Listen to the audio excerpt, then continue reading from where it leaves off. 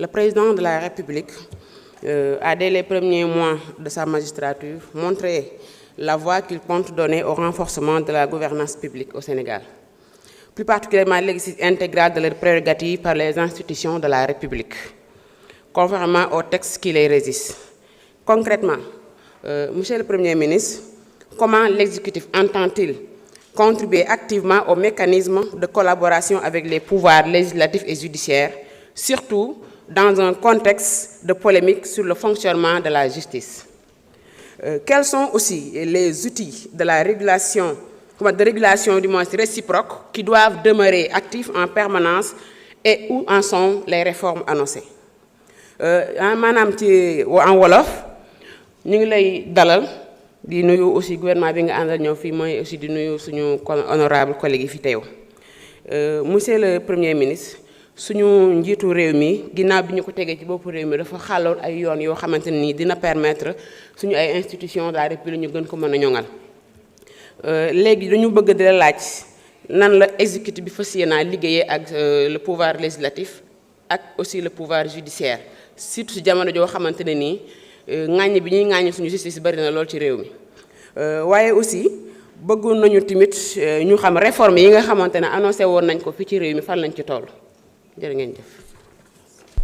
jërëjëf.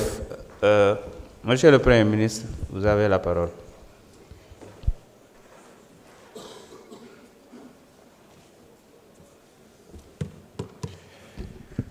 jërëjëf madame honorable députée Saye Cissé, laaj bi nga wax dafa jëm ci li ñu tuddee les pouvoirs nga xam ne mooy représenter les institutions ci réew mi.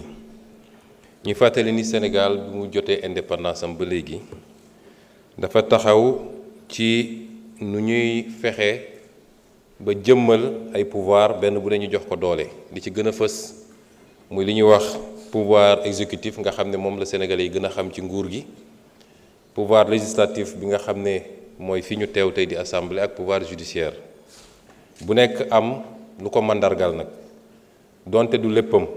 boo jëlee pouvoir exécutif dañuy wax ki ko mandargal dëgg mooy président de la République mu ànd ci ak gouvernement bu premier ministre jiite. boo ñëwee ci pouvoir législatif président assemblée nationale la, bureau bi ak l'ensemble des députés.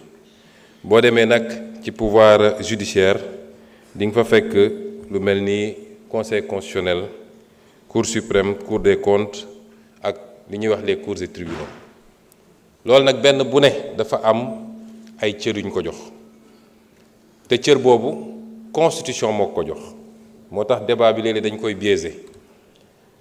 li fi ne ci constitution moom la ñuy doxal.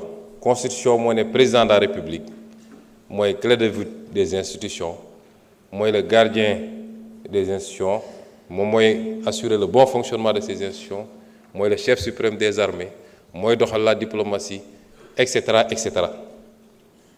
moom mooy définir la politique de la nation.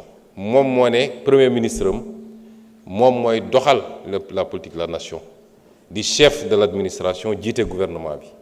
moom moo wax ni justice mooy atte ci turu Sénégalais yi. moom moo wax ni assemblée nationale mooy voter les lois, waaye assemblée nationale it mooy contrôler l'action du gouvernement. loolu dafa leer nañ. kon defe naa polémique mënul am ci loolu. pouvoir kenn ku nekk ci ñoom premier ministre, président de la République moo koy fal, moo koy nommé, waaye du ko jox pouvoir am. pouvoir am constitution la jóge. le premier ministre tient ses pouvoirs de la constitution et non pas de la volonté du président. c'est sa nomination qui ressort de la volonté du président. moo tax nit ñi suñuy wax dañuy tasaare mais premier ministre li muy liggéey est-ce que dëppoo nag li constitution wax ni lii mooy ay pouvoir am, loolu moo jara xool. noonu lañ koy xoolee ci justice, xool ko ci assemblée nationale bi. léegi nag ni constitution génnee pouvoir yooyu la créer nag les mécanismes de collaboration entre ces institutions, notamment li ñuy def nii benn la ci forme collaboration. est-ce que doy na, mat na, wala dañ ko war a mottali? loolu ñëpp dëppoo nañ ni les institutions ne sont pas dressées pour le sommeil, comme on dit. Ces institutions évoluent au gré du temps et de l'évolution des sociétés. ba tax ñu jàpp ni institutions yi war na évoluer.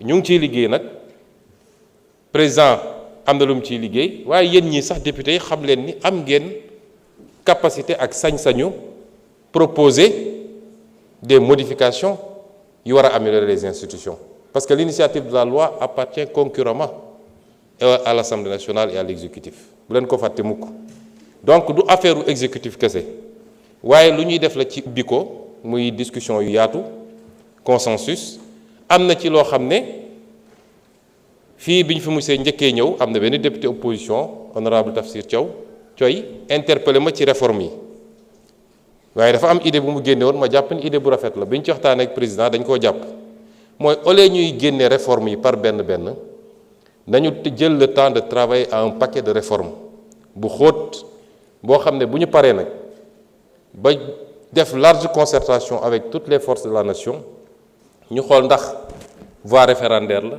est-ce que voie législative la est-ce que neneen ak neneen ci loolu la ñu nekk mais pour le moment Sénégal amul problème mu institution mu jëm nag ci critique yi ñuy def ci fonctionnement institution yi dañuy wax ci justice noonu lañ ko mën a wax d'ailleurs ci assemblée nationale les lenteurs à l'assemblée nationale il faut ñu wax ci ndax def ngeen ñaata weer ba léegi règlement intérieur mënagu leen ko jël fu ne mën na am lu ñu fa gis ni waroon na mën a gën a gaaw waroon na mën a doxee neneen mais loolu beneen débat la parce que sama temps jeex na dinaa ci dellu siwaat parce que dafa am question fond dese na la 3 minutes dafa juumoon. vous avez 8 minutes dese na 3 minutes. voilà bon bu ñu waxee affaire fonctionnement institution yi ci biir institution yi ñuy xool naka la war a fonctionner boo demee ci exécutif di nga fa gis loo xam ne du ñu mën a teg baaraam la boo demee ci législatif di nga ko fekk boo demee ci judiciaire nañ fa di nga ko fa fekk l'institution judiciaire nag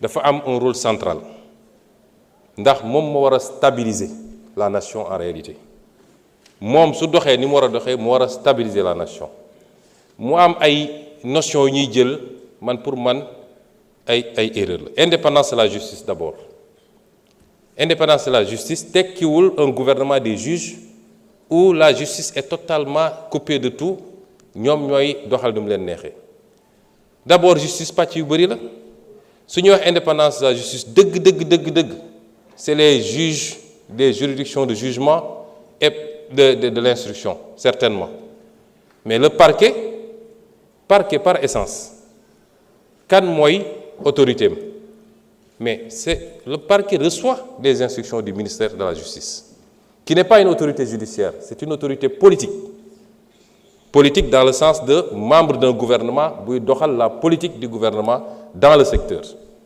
La politique pénale, c'est le gouvernement qui la détermine, ce n'est pas les magistrats. Ce que j'entends par politique pénale, moi, dans le ci biir corpus légal bi mënuñu ko génn l'État à tout moment peut dire telle question man jàpp naa ne dama ko war a traiter de manière plus rigoureuse ou alors war naa mën a am flexibilité ma jël benn misaal bu ndaw boo jëlee lu mel ni infraction bu jëm ci cannabis loi ne c'est 10 dama joxe exemple rek de su loi ne masalan 10 ans maximum 6 mois minimum selon le moment l'État peut décider que la politique pénale ci instant bi c'est un traitement beaucoup plus doux donc on ne le voit pas au-delà de 2 ans en tout cas ci rek li procureur di requérir wala État ne damay durcir parce que situation bi laaj na ko ça c'est la politique pénale ça relève de l'État warul génn ci cadre lu loi permettre mais État moo koy def. La loi dit que le gouvernement, chaque ministre a le droit et même l'obligation de saisir la justice sur découvrir une infraction et même d'instruire la justice. C'est pour des raisons de rationalité que le gouvernement yëpp dajale ko teg ko ci loxo ministre de la justice. Kon foofu am na un lien ombilical parce que l'ordre public relève de la responsabilité de l'exécutif dans un pays. Maintenant, les juridictions du jugement ñoom dañoo am seen indépendance ñu teg ko ci ñaar yu am solo bu ci njëkk mooy le principe de l'inamovibilité mooy juge bi mënoo parce que neexuma ma ne dama ko fiy jëlee ñaareel bi mooy leur soumission obligatoire à la loi ils ne servent que la loi ils ne reçoivent pas d'instruction seen intime conviction la ñuy juger c'est comme ça que fonctionne la justice. Merci beaucoup jërëjëf. Honorable député Al Amin Diouf, vous avez la parole.